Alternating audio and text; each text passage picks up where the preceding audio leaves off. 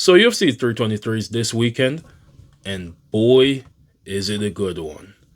This is going to be the last numbered card of the year, and it's definitely one of the more stacked pay-per-views that we've had throughout this entire calendar year. I'd say that it potentially even surpassed the last card in 322 as far as the quality of fighters we have on this one. It's also another card where we have two championship fights going on with two people who are trying to make a case for themselves as the gold of their division. With Dvalishvili as the main event, who a lot of people believe has already earned that GOAT status in bantamweight. Whereas in the co-main, we have Alexandre Pantoja, who a lot of people, including myself, perceive to be the second best flyweight of all time at this point, and making a case for that first place title against Mr. Demetrius Johnson, Mighty Mouse. However, though, we're here to do some quick predictions, or maybe not so quick, depending on how the matchups go. Let me give my breakdowns, I'll give you my perspective, and we'll see what's right and wrong come fight night. Starting off, we have the early fight prelims of Mohamed Naimov versus Myron Santos. I think Myron Santos wins this one. I think that as far as just striking is concerned, I think Myron Santos is significantly better than Naimov. And then I also think that Santos has a great takedown defense. Santos has a very awkward style.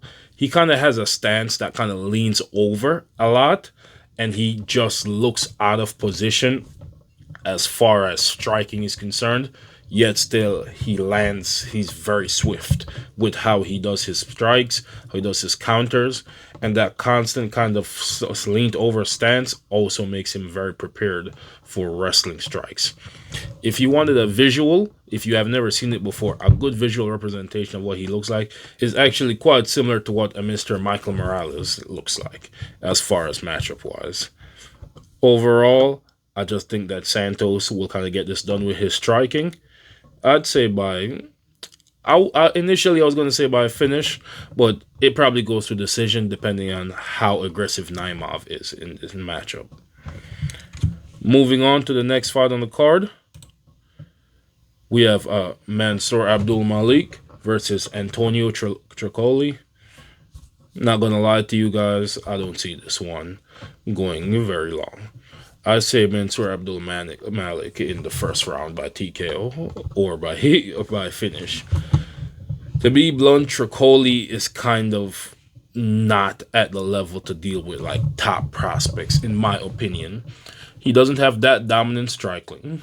Yes, his grappling is cool, but for people at a certain level who's trained for grappling, Tricoli isn't at the level where he can really fully implement his game based off what I believe and have seen up to this point. Malik has very, very heavy hands. Don't get me wrong, he could end up being tested and succumbing to Tricoli's onslaught, but I don't see Tricoli being able to push the pace to overwhelm him. Tricoli doesn't have the power to overwhelm him. Doesn't have the technicality to kind of outpace him. And Tricoli also tends to have a tendency to like get forced into firefights a lot of times, which brawls are not the way to go about handling Malik, especially if it comes to a striking bout. I don't really see this going well for Tricoli. I think he gets finished in the first. Moving on,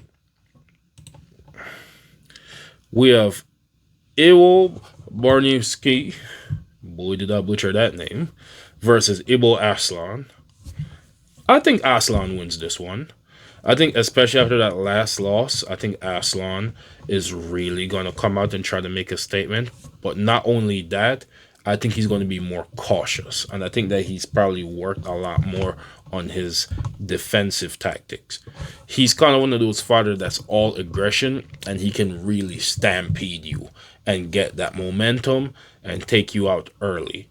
But if he's going against a smart enough or an experienced enough fighter like he did in his last outing, he ends up getting outpaced and outclassed a little bit just by the not really being prepared for the storm. I think Iwo Barnowski might have a lot of power. I think that, yes, like he overall is also a surging prospect himself, but I don't think that this is going to be a great opportunity for the debutant. I just think that Ibo Aslan at this stage had just been given too many experiences, and also he himself also knows the value of his Turkish power, so to speak. So I think that being a knockout threat himself and then also being more cautious, I think that he finds Iwo. I think he gets him out of there. I'll say finish in the second or third for Ibo Aslan. Moving on, we have the GOAT, the another high tier prospect crusher, Edson Barboza. And we have the return of Jalen Turner, who had a short-lived retirement before returning on this event. I think Barboza gets it done. I think Barboza gets it done by submission. I think Jalen Turner mentally is too indecisive at this point. I think that he's at the stage in his career where he doesn't want to do MMA, and he, at the very least, doesn't want to focus and hone in to the level that's necessary, especially since he actually had a fairly late start to the sport. With I believe he started getting training either as an adult or a late teenager, but yes, Jalen Turner has a lot of talent, but he doesn't have the level of commitment to be seen for a higher level fighter. And he kind of gotten pretty far based off talent and athleticism. But then once he starts going against some of these more specialists, like a Barboza is with his grappling, and people who are a lot more experienced and gritty and mentally tougher than he is, kind of similar to what he went against Moicano in the past, and he doesn't have that killer instinct to finish it and take it out and really push his will and impose his will on someone else. A lot of times he kind of wants to be here in front of it. He wants to do well, but he doesn't want to like take it from somebody else. I just don't see him. And then him just coming back, saying all that to say him just coming back on top of all of that, I don't think he's been trained to the level that's necessary. I don't think that he's mentally within where he needs to be and committed to the fight in the matter and capacity that is necessary. And then going against an opponent like Edson Barboza, who, despite coming off a loss himself, is always willing to engage, is the complete opposite in the aspect of mentally speaking. He's always game, always brings it, always tries to impose his will on somebody else, whether it works or it doesn't. Don't let the fact that he has more losses fool you. He also has more wins. Overall, I think Edson Barboza gets Jalen Turner out of here. Potentially could even send him back into retirement, to be honest. I think Edson Barboza gets it done by first or second round finish, to be honest. I say submission. Moving on, we got a fun one. We have Marvin Vettori versus Bruno Ferreira. I say Bruno Ferreira in the first round gets the finish, to be simple. Marvin Vettori, very, very fun time. Well, as far as fun fighter, to be specific, very, very fun fighter. Like, he tried to put on a show at times, but he looks old, especially in that last performance. It was cool, don't get me wrong, but it just kind of felt like he didn't throw any combinations. He couldn't manage the speed. He was getting hit a lot more than he should have, and he still kept up. And then especially when you see what happened with Rainer the Ritter afterwards, so maybe that could even be used as a positive experience for him. But no, that's not the type of performance I want to see when you're going up against somebody like the little Hulk, Bruno Ferreira. Bruno Ferreira, dangerous knockout fighter, dangerous knockout artist, very aggressive, very fast paced, charges at you, and not to mention that he also has a wrestling game to him on top of his dangerous striking. It's just a bad matchup for Vettori. I don't see Vettori keeping up with the pace. I don't see Vettori keeping up defensively. I don't see Vettori countering him offensively and trying to force pace. I kind of seeing Vettori just getting steamrolled, unfortunately. So I think Bruno Ferreira gets it done with a first round finish. Moving on, we have Nazim Sadikov versus Faresian. This fight is going to be a fun one. I'm looking forward to this one. Although the whole card has been pretty good at this point, but I think Sadikov wins. Yes, I know I'm butchering his name, but I think Nazim wins. I think he's got the cleaner striking. I think that he's got overall a lot more of the softer skills, not just the straight up striking and landing. It's the finesse, it's the footwork, it's the timing. I think that Nazim is just overall just better. Yes, Faresian is a very good fighter, but I just think that there is still a bit of a gap as far as levels are concerned with him and Nazim. I think Nazim just overwhelms him a bit. I'd say that Nazim takes the first round to kind of understand the pace. If he can get the finish, he will. But I really see a finish coming in the second or third round for Nazim. I think that this might be another great card of finishes. Moving on to the women's flyweight, we have Macy Barber versus Karine Silva. I'm going with Karine Silva. I actually think that the last time in the last outing for Silva, I picked against her. But Silva, she impressed me with that last performance in the aspect of just her preparedness. She is a prospect for the flyweight, which is one of the divisions that needs new blood. And overall, so far, she's had decent performances.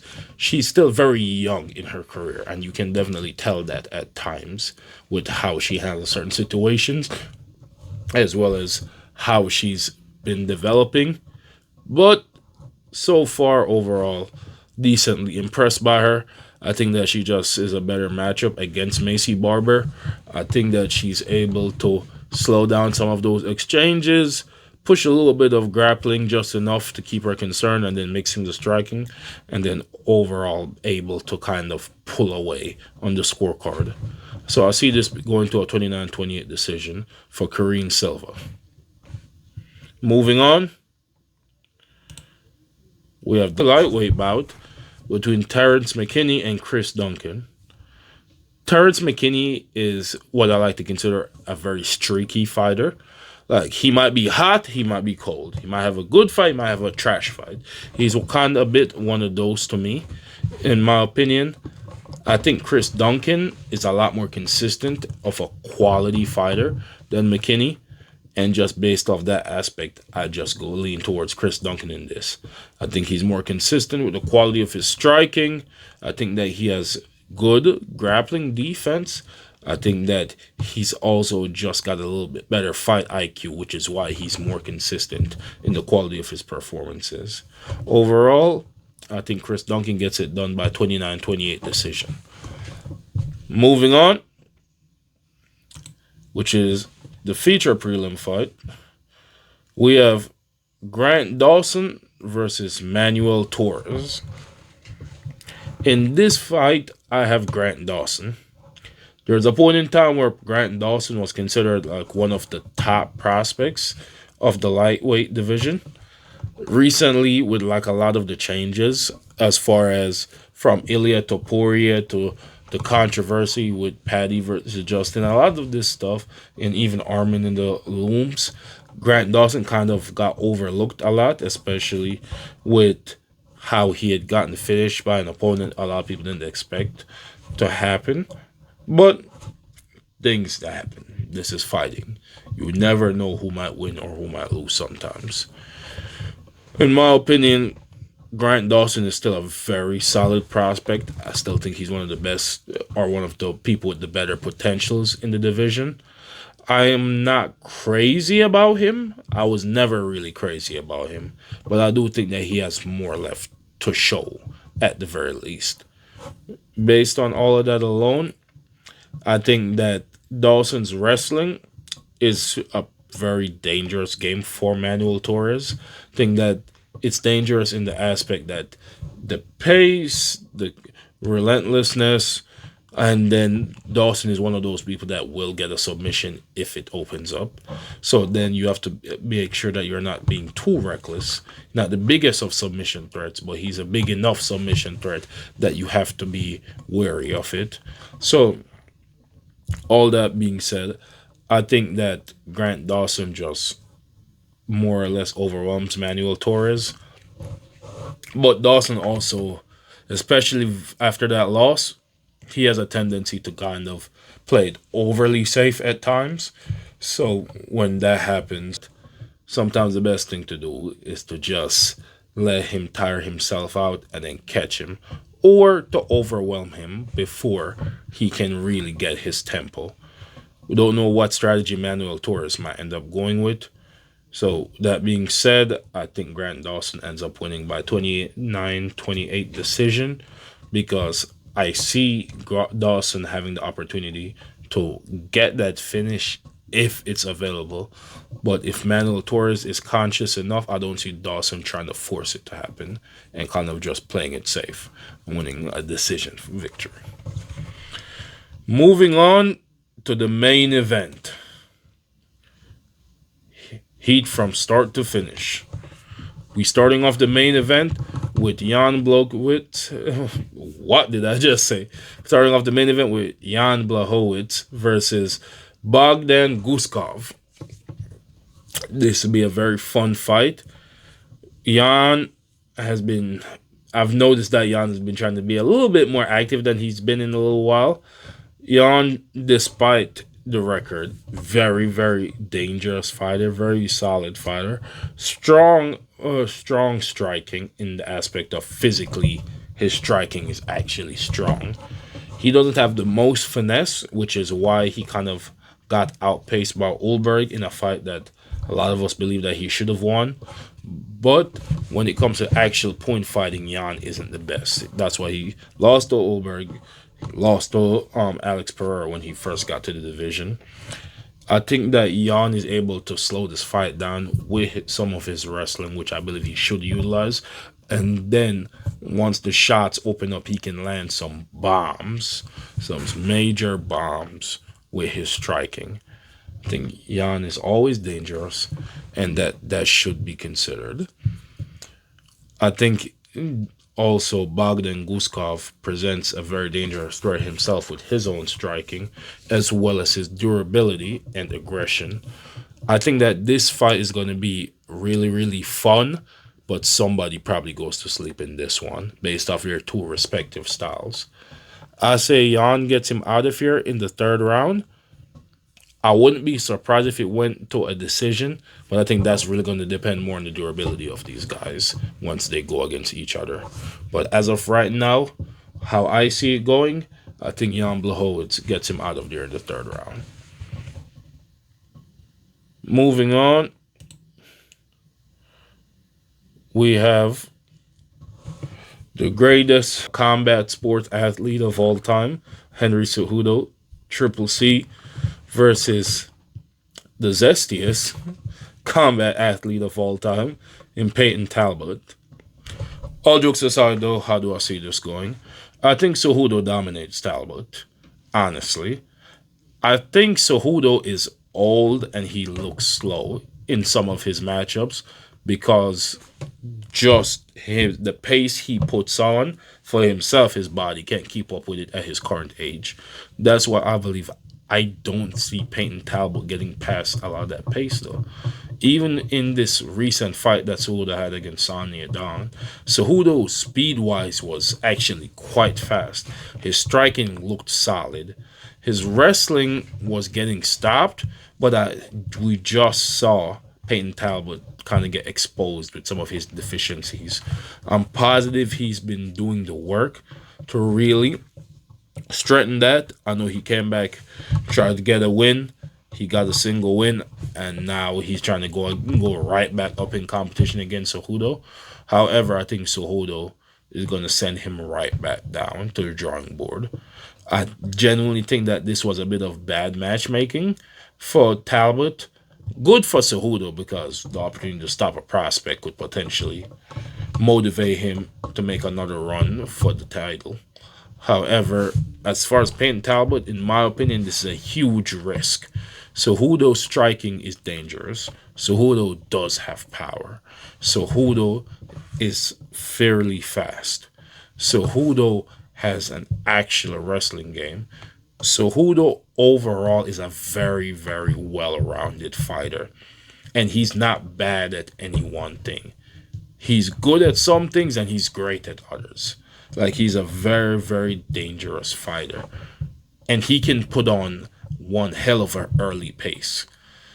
And unless Talbot manages to steamroll him very early, he could end up getting steamrolled himself quite swiftly as well. How I see this going, I think Cejudo finds a finish in the second or third round, to be honest. I don't really see Talbot giving him much challenge unless he's once again aged beyond the level that I last saw him at. But based off what I saw, this isn't too big. This isn't really a challenge for Cejudo. Moving on to the next fight, we have the feature main event of Brandon Moreno versus Tatsuro Taira. Banger. Banger.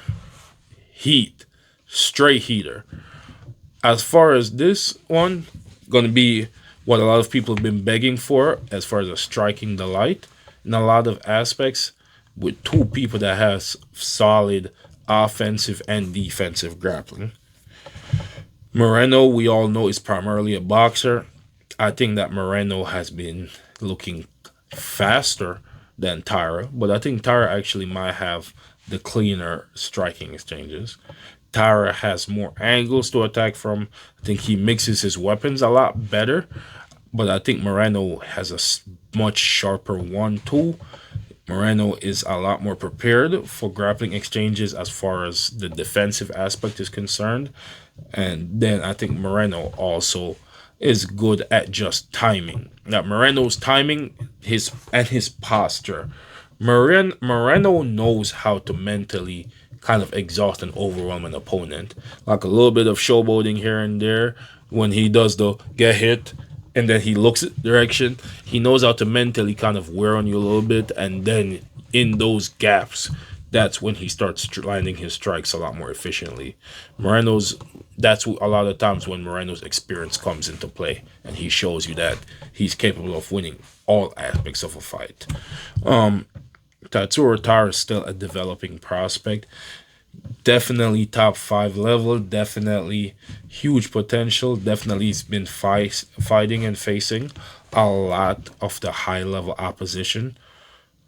But I don't know if after that last loss to Royval, and I know he won after that, but I don't know if after that last loss, if he's in a position where he's prepared to fully go all in against another opponent of that level, such as Brandon Moreno.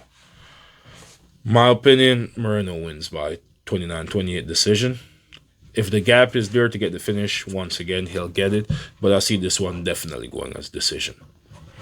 Moving on, we have the co-main. We have Alexandre Pantoja, defending flyweight champion, versus Joshua Van, the surging top prospect. This one, I find this one very interesting. There's a lot of camps. There's camps that think that Van steamrolls him. Camp thinks Pantoja steamrolls him. People think that Van is overhyped. Pantoja's overhyped. People who think that, that Van's boxing isn't as dangerous. And the other people think that about Pantoja's grappling. My opinion, I just don't really see Van winning if he's not able to land cleanly. Not even land. I believe he will land. I don't think he'll land cleanly. We've seen Alexandre Pantoja compete against damn near every single high level opponent in his division. Once we see these exchanges, Pantoja has been getting more and more dominant. The longer his title reign lasts, the more dominant Alexandre Pantoja looks. We've seen him getting more, and he already was a finisher, but he now holds the record for the finishes in that division for a reason. Finishes and submissions for a reason. He's a very dangerous, very aggressive opponent. His biggest weakness a lot of times is that he overly relies on his physicality, and he'll charge right in and get cracked, which is the risk against Joshua Van. If Alexander tries to do that and he isn't aware of himself enough, he could end up selling the fight and getting finished. That is a very real possibility. However, I personally just think Alexandre Pantoja is too much for Van. I think he's too much at everything for Van. I think he's too fast. I think he's too durable. I think he's too aggressive. I think he's too overwhelming. And I think he's too comfortable. Alexandre Pantoja is very comfortable in the ring. I don't think he's going to give Joshua Van that chance to settle down. When we saw Van versus Royval, we saw that, to be honest, if it wasn't for that final exchange where Royval ended up getting cracked in the third and almost finished himself, Royval probably would have won that fight. We see that Van can be baited into fighting a type of fight that isn't his style or isn't suited to him. We saw him get baited into fighting that distance. Yeah, they had very hard exchanges very consistently and constantly. However, you could see that he was getting outscaled in that fight. Fighter like Pantoja now, while he's not as soft skill technical at times, but he is very good at knowing how to keep winning. He will grapple if he needs to survive. He'll slow a fight down. He'll be overly aggressive in order to get you out of there early. That is Alexandre Pantoja. And I just don't know if that combination of skill sets is something that Joshua Van is prepared for. To be honest, I think Van gets finished. It's a 5-round fight. Pantoja is a 5-round fighter. With all these experience, and I know Van just had his recent experience against Royval, but it's not the same. Especially with Royval having lost to Pantoja himself. If I had to give Van a lot of credit, and I do mean a lot of credit, I think Pantoja submits him in the 3rd to 4th round. Honestly. And we're in the 3rd or 4th round, I see Pantoja submitting Van. If it happens earlier, I wouldn't be surprised either. But as of right now, I say 3rd or 4th round submission against Van in favor of Alexandre Pantoja. Moving on to the main event, we have the Machine, Merab Dvalishvili, versus No Mercy, Peter Yan. Now, looking at this, a lot of us are probably thinking the same thing. Merab steamrolled him the last time. What's going to be different this time? What's going to be different is that Peter Yan has done a lot of improvements. He's also more aware and concerned for Merab specifically. He's been working on his get-ups, his takedown defenses, all of that. And I believe that with Peter Yan striking and his timing and how quickly he's willing to recover and immediately begin re-engaging in the fighting sequences, I think he has a genuine chance of winning this fight. Do I think that he is going to actually win the fight? No. I'm fully with Merab in this one.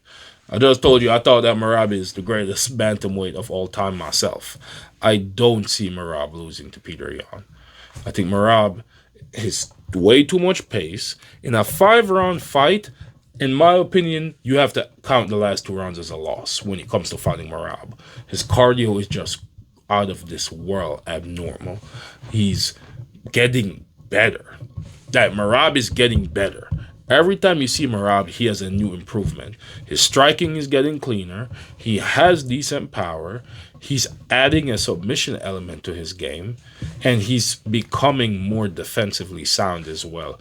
Getting caught with a little bit less stupid stuff.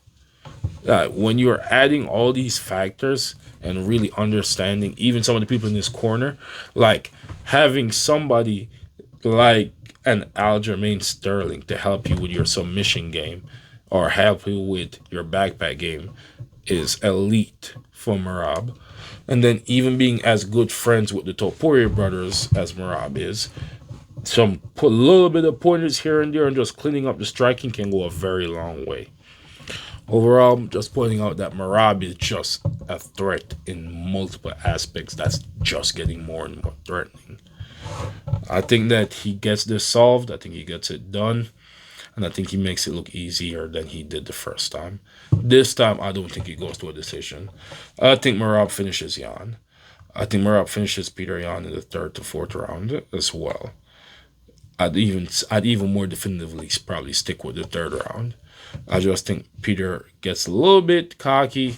He over relies on his improvements a little bit too much. Ends up getting caught. And then he just ends up getting taken out. But who knows? I could just be talking straight bullshit. I don't know nothing. I'm lying. I'm definitely about to hit a lot of these picks right. This is the card that you want to have some faith in me. Either way, it's going to be an exciting time. I appreciate all y'all for stopping by. Drop a like, comment, subscribe. Let me know what y'all picks are in the comment section. Until next time, peace!